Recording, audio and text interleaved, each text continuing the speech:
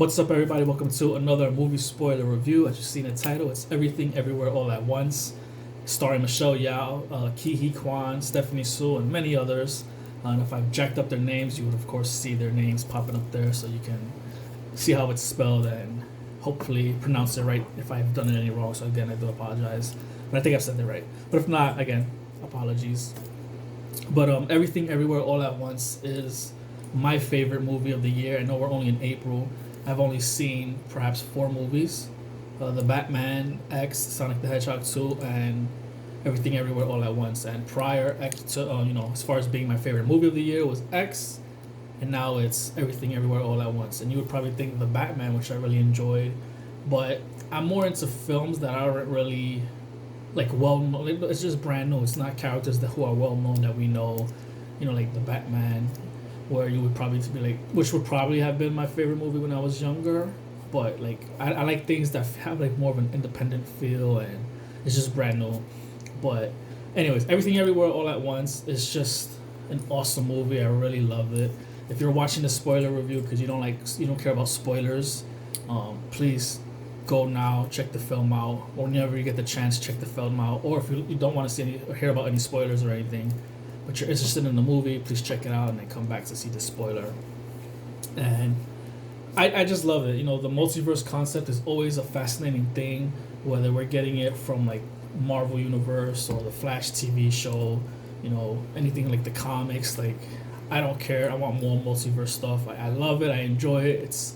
It's fun. You can do so much with it, like time travel. You can do all types of things, all types of ideas using time travel, whether it's Back to the Future type of time travel, Avengers Endgame type of time travel, or the Atom Project, which I spoke about. Actually, I did see the Atom Project on Netflix. That's another film, which I spoke about, and I just love it. A lot of people complain that it's we get too much of this, we get too much of that, and it's like, stop complaining. It's in a way it's different anyway. The way they give it to us, the way the stories are, written and shown to us. Like, just stop complaining and enjoy it.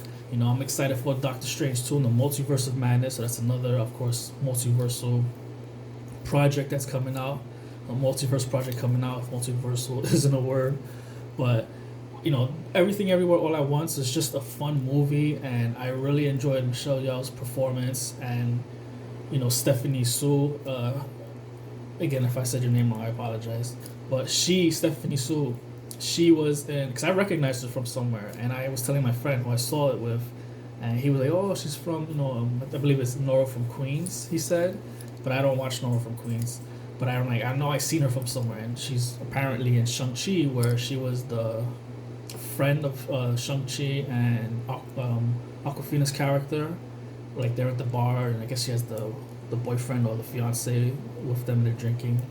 At the ending where Wong comes out, and she, because at first she didn't believe what the heck they were saying, Aquafina's character and Shang-Chi, until Wong comes out, and I think they showed her twice. Another instance where they're at the bar, but she was great in this film. Like, I actually get to see more of her, and I just want to get into the Ki Hee Kwan. If you don't know who Ki Hee Kwan is, when I was younger, I saw, obviously, Indiana Jones and the Temple of Doom and the Goonies, and Ki Hee Kwan played Big Data in Goonies and Short Round in Indiana Jones and the Temple of Doom. And those are the only 2 projects that I've seen him in. And I might have seen him in like a TV show episode somewhere. But other than that, like, growing up, I was born in 86, so, I got to see these films and see, him as an actor. And, I never really got to see a lot of projects with him in it, and I always wondered why, because I really liked him in those films. He was like my favorite character in both those projects. He was fun as Short Round, and in Goonies Data, like, he was just awesome. Like, these gadgets, and I always wondered, like, where is this guy? And I remember one time I looked him up, and he had stopped acting, and he had done behind the scenes work and whatnot. And if you don't watch Jimmy Kimmel, which I really don't, I usually go on YouTube and I'll probably see clips with him.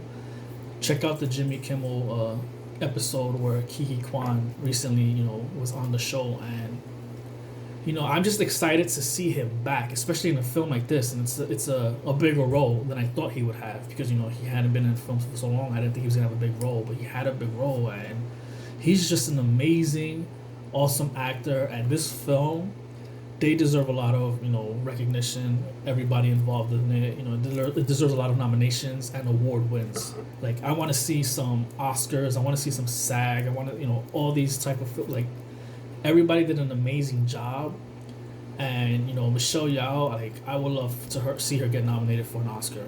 I would love to see Ke Huy Quan get nominated for an Oscar, and like their roles was so like together they were just great and they were awesome. And of course Jamie Lee Curtis is in it, which is fun. She was fun in the film, and because she's been promoting it on Instagram, and I just think that everybody had a blast with this film. The idea, the concept of it, and just seeing Ke Huy Quan, going back to it, like I'm just so happy for him. Like just to see him again on the big screen, because he was someone that I really enjoyed when I was younger, and to see him on the screen. I haven't seen that Jimmy Kimmel episode where you could tell like he wanted to continue acting.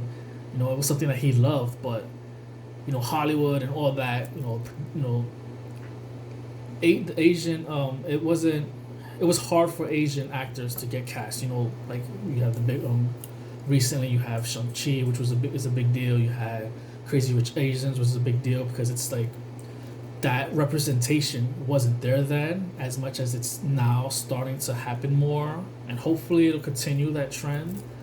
But there wasn't a lot of options, there wasn't a lot of roles for him, and it wasn't his fault that he left Hollywood or the idea of acting, just that there was nothing given to him. And it just sucks that happened, and it could be any, not just Asians, it could just any representation of any ethnicity, race or so. And it's just like enough is enough with that, because there's a lot of great actors out there, no matter what your skin color is, no matter what where you're from. Like stop, like just we need more film that it's not the same type of group, the same type of actors, the same I'm tired of seeing the same faces, where it's like I might like a certain actor and he's in this film, cool, but it's like I get you cast roles because of name and you feel like that'll bring in the money, but I think Hollywood now needs to give more chance to people. And to get into that, I know this is a spoiler review, but I'm probably gonna get into more other stuff, like, and I don't want to bring this up because it's happened, it's whatever, but they're saying they're canceling or holding off Will Smith's projects because of what happened at the Oscars recently.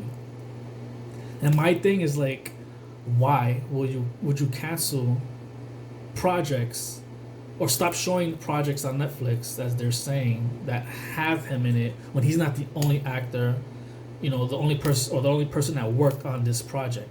So you're gonna stop showing it, or not even recast somebody, because just recast. People need work, people want to work, especially if they're signed on to this project already. Like, why does it have to take that one person to shut down an entire operation or project that's already out there because of one person, when it's like, hey, I worked on this film too, I want this to continue to remain on Netflix or so. Why you have to shut it down? It's just not fair. And it's just the fact that it just goes to show that you're giving these powers to these actors. You're giving that power, that's why there's this whole ego with them. And like, no, yeah, it sucks that they were in this controversy and they started this film, but this movies aren't about one person. Yeah, I get it, you have a lead and the story may focus on them, but film is not about one person. And it's just so frustrating that that's what it is, that's what happens. So I just wish something changes, and it's just things need to change, because right now with that whole fiasco, how it was handled, like Hollywood, you need to change it up. Like enough is enough, especially with the whole Me Too movement, with how people are treated and how they're chosen for roles or not chosen for, like, enough is enough. And someone who's an independent actor, I do my own stuff because, one, it's fun. Two, I don't really put myself out there to get an agent or so as what I should, and I just like, how do I go about it? And I get kind of like I'm not motivated. And I recently saw someone that I did a short film project with my project she was a part of years ago that she did. She just recently was in an episode, I think it's Criminal Minds. And to see that she did her TV debut recently and say, oh, that's cool, that's awesome. It's like I want that, but I know I don't put that effort, or I just don't know. But it's fine because I do my own thing and I put it out there and I promote it, and I'm thankful for whoever watches. And in time, maybe I'll be able to do more bigger things. But like, I love this film. Just getting back into it, it's awesome the way the whole idea of the whole multiverse concept is used. And Kiki Kwan's character, which is Michelle Yeoh's husband, there's a whole thing with the IRS with their business, and there's an issue, and she's there's a divorce happening, and at first you think it's him, but it's really her. I believe that had wanted to serve the papers to him. And as they're in the elevator going to the IRS thing, something happens to her husband where he's totally different. He sounds different. He's more like, hey, stern, and he's telling her something's going on, and you're the one to help stop this whole thing. And she's unsure of things until as the whole IRS thing is happening, and I guess she just wants to get out of it. That she just follows the steps that he told her. The guy from her husband from the different multiverse, who's usually who you can go into the current her universe's husband and take control. She follows that, and things happen to where she starts to see that she's able to go to other universes to acquire different techniques or abilities, pretty much. She learns how to do that. So that's what the idea is, and you realize the villain is her daughter from a different universe, that apparently something happened with the technology that she was exposed to, and she just kept getting all parts of her universe, and it's I guess you say her mind shattered, and she's just full of anger, and she's trying to stop her mom or so, or stop the universe, but it involves her mom from a different universe. It'll be a little confusing, but I kind of understood where the film was going with Michelle Yeoh's character, where it would be her to save her daughter from that other multiverse, to kind of stop what it is that she's trying to do, create this bagel thing where everything is sucked into that.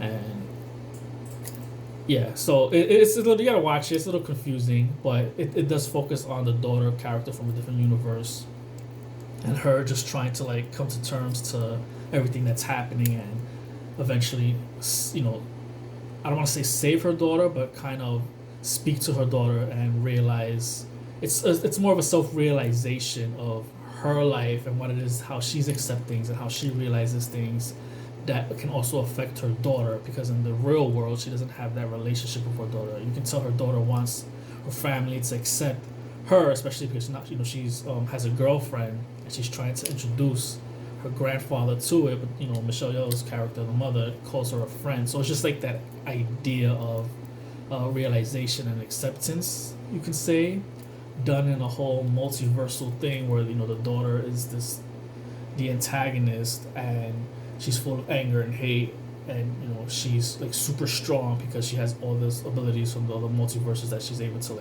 do whatever she wants. So again, watch the film, it'll make more sense than I'm making. But what's funny about that is, I was speaking to my cousin about it towards the ending. He thinks it's more of a just in her mind, and none of this happened, but it's her way of escape the real world. And of course, it comes to that. She comes to that realization of acceptance at the ending and whatnot.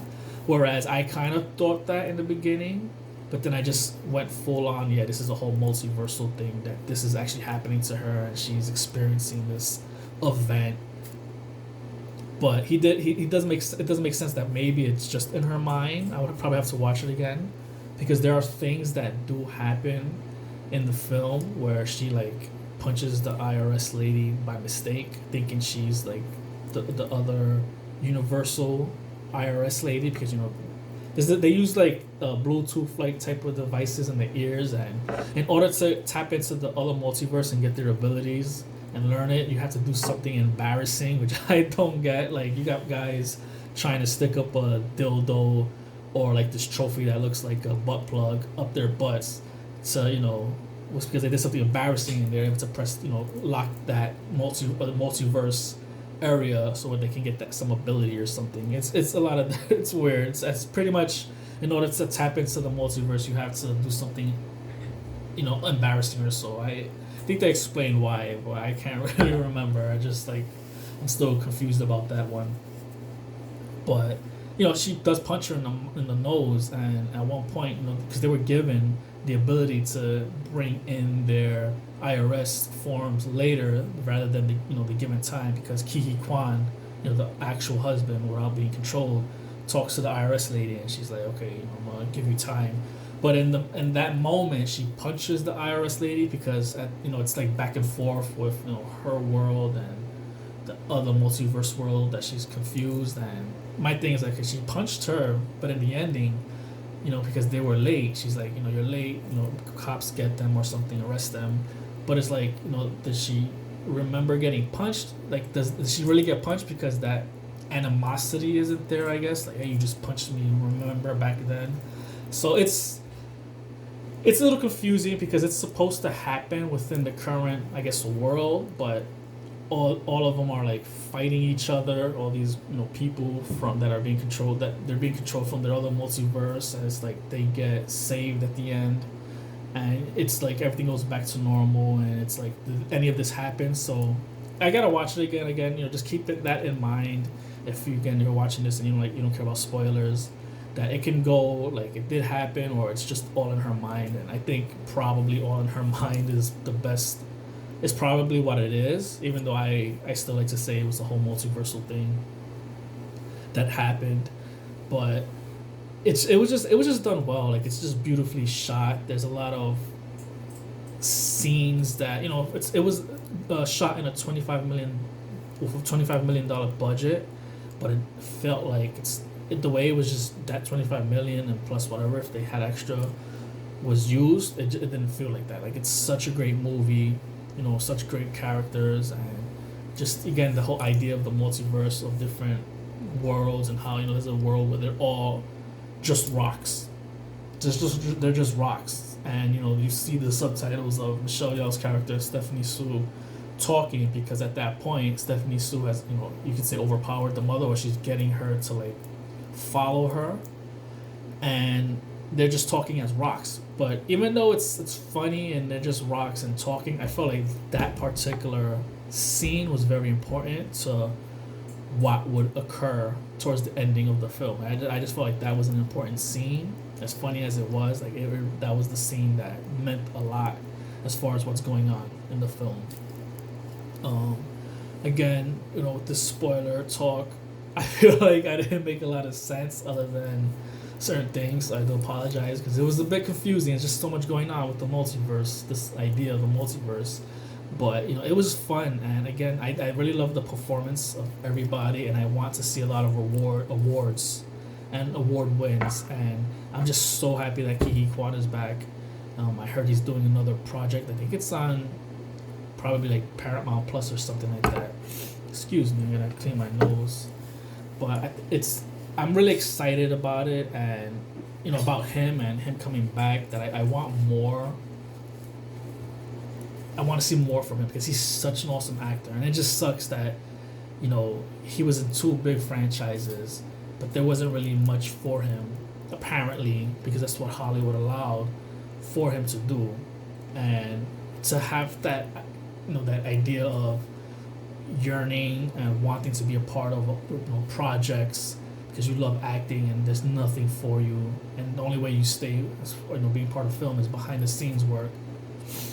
It really sucks. How many years it's been, and he finally he saw Crazy Rich Asians and Shang-Chi, those films that made him like, no, I want to come back. This is happening. I want to come back. It spoke to him. He was emotional. He said, because he sees this happening, it's like there's an opportunity, and it just sucks that this whole opportunity, that it took this long for opportunity to happen. So hopefully things get better and better for all representation, and that people, Hollywood, people just accept that you don't need to look a certain way to be believable as a specific character. Like, no matter where the setting is at. Like, no, it's just not cool. and I'm just happy for him. It's a great film, and I would definitely recommend it. It's my favorite film, Everything Everywhere All at Once. It's a great concept of the multiverse, using the multiverse. But again, was it real? Was it not real? Like, that's something you can decide for yourself and keep in mind. You watch some scenes and see, does that make sense that this would end this way and whatnot. So I do recommend it. Check it out and have fun with it. It's a blast. All right, so until next time, thank you so much. I haven't been telling you to subscribe in the beginning of my videos, but please subscribe to my YouTube channel. You'll see other movie reviews that I've done. Again, any of the short films, if you haven't seen any of my short films, please check it out, because I am an artist. I'm an actor, writer, producer on the indie scene, and my YouTube channel, that's where you see a lot of my work from when I started years ago and how I would grow and improve, because I'm pretty sure I've improved over the time, till now. And I'm currently trying to finish a project that I'm working on right now, trying to work that through, bust that out for the year. And if you haven't seen Drained, please check out Drained at Twisted Story Productions and check out that film. That's something that I've worked on, and I'm excited for that horror short, so please check it out. Thank you for listening. Thank you for watching. Until next time. Later.